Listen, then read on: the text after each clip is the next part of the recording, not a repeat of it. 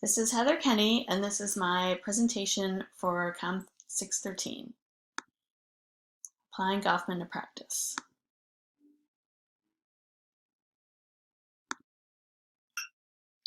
When you're taking something away from your staff, you better be very careful how you communicate it. In this presentation, I'm going to discuss a communication snafu I experienced while working as an editor at an alternative weekly newspaper in Chicago. In this case, I'm going to show how the messaging regarding a change at the paper could have been handled in a way that was more sensitive to employees' concerns via the application of Goffman's concepts of impression management, framing, footing, and face.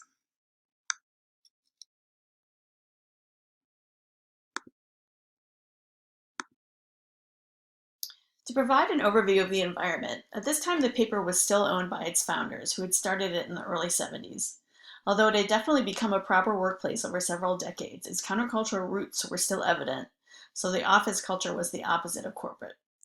Standards for quality in storytelling, fact-checking, proofreading, and editing were extremely high. The pace was pretty intense, with lots of hard work and long days and nights, but everyone had pride in their work and believed in the values and the mission of the paper. Editorial jobs at the lower and middle levels paid very little, as is typical in journalism.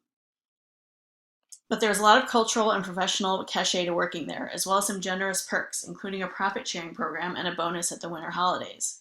Traditionally, the paper also skipped an issue over those holidays, which gave the staff a much-needed break. Thus, while we worked hard, management recognized that we deserved to be treated with respect and rewarded for our dedication and effort. However, a couple of years after I started working there, the publisher suddenly announced at a special meeting that the paper would start publishing an issue over the holidays, instead of skipping that week, saying only that advertisers wanted it. This caused a lot of anger among the editorial staff, many of whom would not be able to spend the holidays with their families. The staff felt management wanted the income from advertising more than it cared about our well-being and hard work. Following this announcement, the editorial staff was so worked up about the issue that we actually had secret meetings in which we discussed strategies to address our concerns, including a possible strike. Analyzing the impression management aspect of this communication using Goffman's dramaturgical metaphor, we find that on the front stage, the publisher intended to communicate a change in policy to editorial employees. Backstage information that the staff was not privy to was that the company either really wanted or needed the extra income that the holiday issue would bring in. However, this front stage communication did not align with the organization's values and mission. For instance, the function of a paper as an alternative form of media implied a distrust of traditional authority and structures and support for ordinary people who were not being served or having their stories told by mainstream media. Its previous practices also suggested that support for its staff was an important part of business strategy. The publisher framed the message to the editorial staff as purely a business decision based on advertisers' wishes. There was no mention of demand from readers or other factors. The editorial staff, not having much insight into the financial realities or details of the business and not being given any real justification for the change other than advertisers wanting it, had no choice but to view it from the lens of how this would impact our work experience as well as our personal lives, and also as our previous experience of the paper as a place where workers were respected and not exploited. Consequently, the editorial and business sides of the paper were viewing this message through very different lenses. Essentially, the staff felt that something had been taken away from them and that they were powerless to do anything about it. The principal of the message was clearly the executive management team of the paper, presumably with the support of the owners. They were also probably the author, and that it was probably discussed how best to present this information to the staff. The speaker was the publisher, who bore the responsibility of explaining the change and answering questions. The meeting took place with the publisher at the front of the room and editorial staff standing facing her. As the meeting went on, it was clear tension and feelings were running high, and the staff was not happy with the change. The change was clearly meant to benefit the newspaper as a whole, and that it would benefit from the increased income as well as the increased visibility on the paper for a street for the extra week.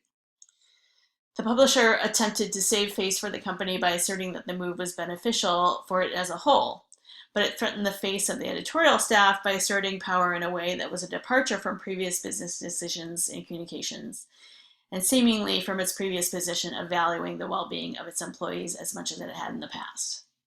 The threat to the face of the editorial staff was so strong that, as mentioned previously, we discussed a possible strike to assert our power and save face.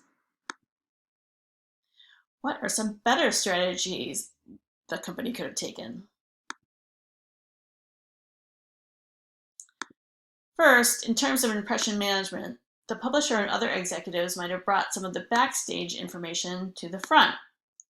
For example, they might have been forthcoming about income concerns, rising costs, and lower ad rates, and how they affected the bottom line, as well as maybe concern about increasing competition from other media outlets. As far as framing, by being forthcoming with such information, they could have framed the situation more effectively and could have presented staff with a new lens, a business lens with which to view the situation. With a more comprehensive and detailed outlook about finances and other pressures behind the decision, the staff might have been more understanding about it, especially if it meant that it would ultimately benefit in the future by ensuring that the paper would continue to thrive.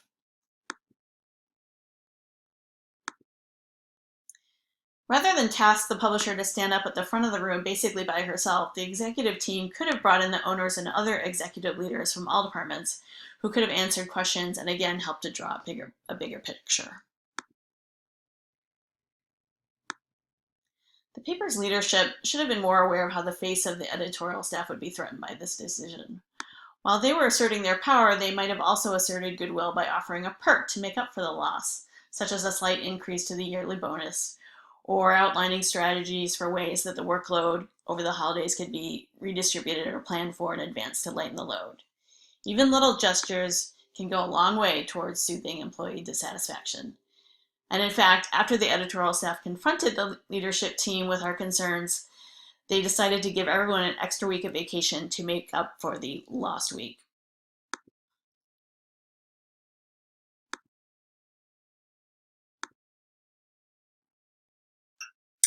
In conclusion, Goffman's concepts of impression management, framing, footing, and face could provide business communicators at this newspaper with a more comprehensive understanding of the perceptions and perspectives of their editorial staff, helping them to create messaging strategies that prevent negative emotions and promote acceptance of new policies. In this case, the newspaper's executive team should have taken both past practices and organizational values into account when designing their message about the extra issue. Given that part of the reason people liked to work at the newspaper was its uncorporate atmosphere, its dedication to telling the stories of regular people, and its respect for the hard work and sacrifice of the editorial staff, it is best for business communicators from this company to carefully strategize to make sure that they don't contradict those values.